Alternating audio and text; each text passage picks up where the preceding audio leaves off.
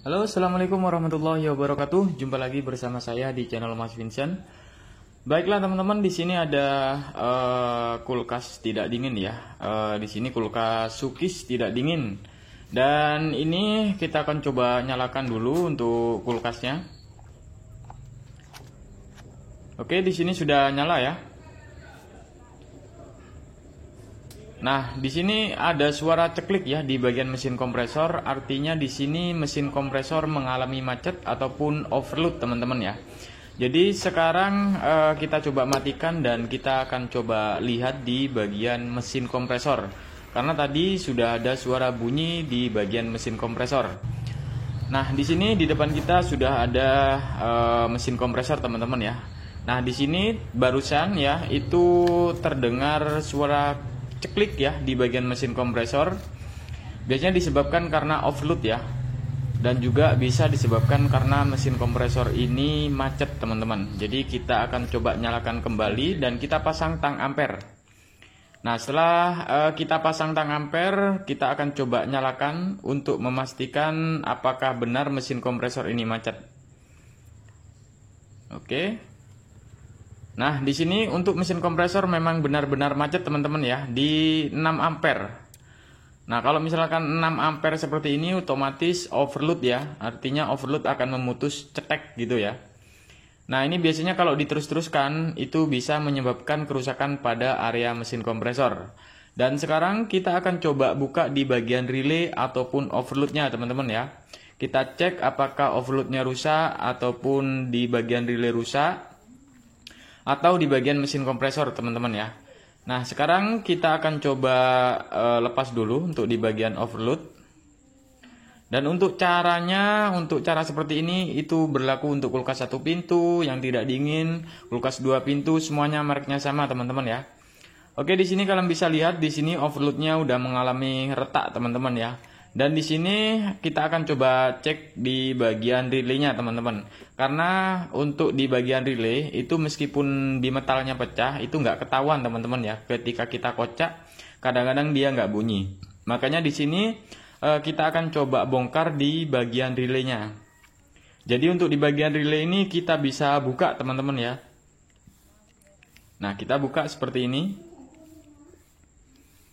Oke, kita congkel dan kita lihat di metalnya pecah atau tidak. Nah, di sini nggak ada yang pecah ya. Artinya di sini untuk relay itu nggak perlu kita ganti, teman-teman ya. Yang kita ganti itu di bagian overloadnya. Oke, ini aman. Tapi di sini untuk overload sih masih belum rusak, teman-teman. Artinya hanya retak saja. Tapi kalian harus ganti nanti, teman-teman. Oke, di sini kita akan coba cek di bagian mesin kompresor ya. Karena di sini untuk overload dan relay nggak ada masalah, berarti besar kemungkinan di sini mesin kompresor macet. Makanya kita akan coba ukur dulu untuk spool mesin kompresornya. Oke, di sini untuk spool mesin kompresor nilainya masih bagus ya, nggak di bawah 10.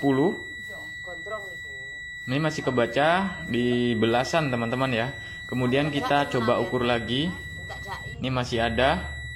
Dan untuk cara pengukuran mesin kompresor di video saya sudah ada, teman-teman ya. Kalian bisa lihat.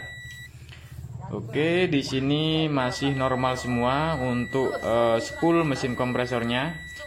Nah, di sini untuk spool mesin kompresor di sini saya ukur masih aman ya, masih nggak ada yang short ya. Ini masih keluar nilai. Kemudian kita coba cek apakah ada short. Nah, di sini nggak ada yang short ya, artinya CRS pun nggak ada yang short. Berarti di sini kita akan coba jumper menggunakan 3 kabel, teman-teman ya. Jadi kalian bisa lihat nanti saya sertakan video di link deskripsi, teman-teman, untuk video yang lainnya. Oke, di sini saya langsung aja, saya langsung pasang aja untuk alat jumpernya ya. Ini kalian bisa sambung menggunakan 3 kabel, boleh ya. Nah, seperti ini udah ya. Nah, usahakan udah pas. Nah, ini teman-teman ya. Ini banyak banget yang bertanya untuk kabelnya, teman-teman. Kabel itu kabel rumahan biasa, teman-teman ya. Kalian bisa menggunakan 3 kabel. Nah, di sini yang kalian jumper itu di bagian relaynya, teman-teman. ya, bukan di bagian relay kemudian ke overloadnya. Jadi yang di jumper itu di bagian relaynya teman-teman. Oke, di sini saya akan kupas dulu untuk kabelnya. Nah, ini yang warna biru itu ke overload ya. Jadi jangan sampai di jumper di bagian overloadnya. Nah, ini 3 kabel ya. Oke, kalian bisa bikin. Oke, di sini kita pasang dulu.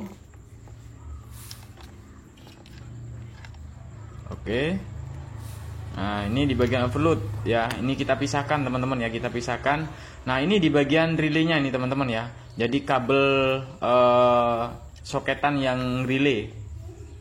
Nah, kemudian kita jumper seperti ini teman-teman ya. Ini kan udah selesai ini teman-teman ya. Jadi untuk di bagian relay kalian posisikan misalkan ke pin yang kanan ya harus pin kanan teman-teman ya. Jadi yang di jumper nanti kabel yang kiri. Oke, di sini sudah selesai. Selanjutnya di sini kita mulai penjemperan teman-teman ya. Jadi yang kita jumper di bagian relay ya.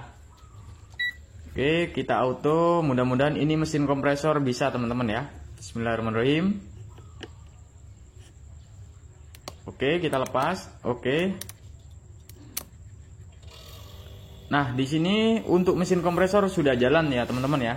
Jadi awalnya mesin kompresor ini macet. Ketika di sini sudah saya jumper, alhamdulillah di sini mesin kompresor sudah bisa berjalan, teman-teman ya, tanpa harus menggunakan kapasitor. Dan kalian bisa lihat di sini ya. Ini setelah kalian jumper, kalian harus lepas, teman-teman ya. Dan untuk ampernya pun sendiri di sini 1,2, artinya di sini udah normal, teman-teman. Nah, setelah kalian jumper, mesin kompresor sudah jalan, teman-teman ya. Itu kalian bisa tunggu sampai 15 menit ya. Nah, biarkan saja hidup seperti ini.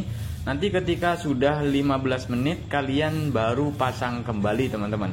Jadi kalau misalkan setelah kita pasang kembali kemudian mesin kompresor nggak hidup kembali, kalian bisa cek di bagian voltase listriknya. Apakah voltase listrik ini normal atau tidak? Kalau nggak normal, itu nggak bakalan bisa jalan, teman-teman ya, untuk mesin kompresornya, karena voltasenya berkurang. Nah, kemudian ketika kita udah pasang kemudian nggak nyala ya, kalian bisa cek di bagian termostat ataupun pengaturan suhunya. Oke, di sini sudah saya pasang ya, kalian bisa lihat di sini. Setelah penjemperan kemudian saya pasang kembali. Di sini ampere di 0,79, artinya di sini mesin kompresor sudah baik, teman-teman. Oke, di sini saya coba nyalakan dan ini kalian bisa lihat ya.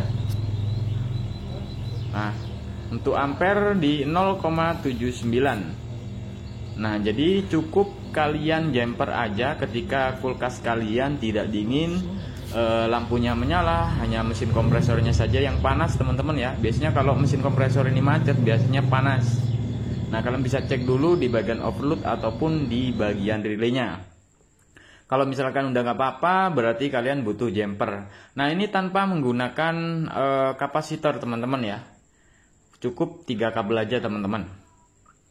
Oke, jadi seperti itu ya untuk solusi cara mengatasi kulkas tidak dingin, lampunya menyala, kompresornya macet. Kalian bisa lakukan penjemperan 3 kabel, teman-teman. Insya Allah semuanya berhasil. Dan nanti video-video yang lainnya saya sertakan di video link deskripsi, teman-teman ya. Kalian bisa lihat ya video-video saya, teman-teman.